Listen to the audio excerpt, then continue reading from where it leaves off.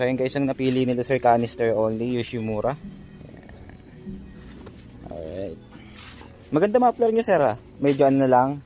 Ano, hindi, sa concept. Ay, okay. Kasi maganda nga yung titanium. Ano kayo? JDM? Tatagad na lang pag ilalapag. Sige. Sa elbow, pag kailangan nyo, bigay ko na lang ng 1.7.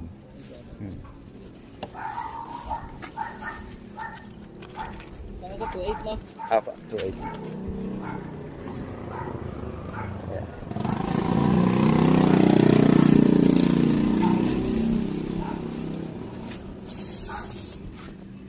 Okay lang ba? Pakita ko kayo sir. Ayan, pauwi na sila sir guys from Cabuyao, Laguna. Canister only.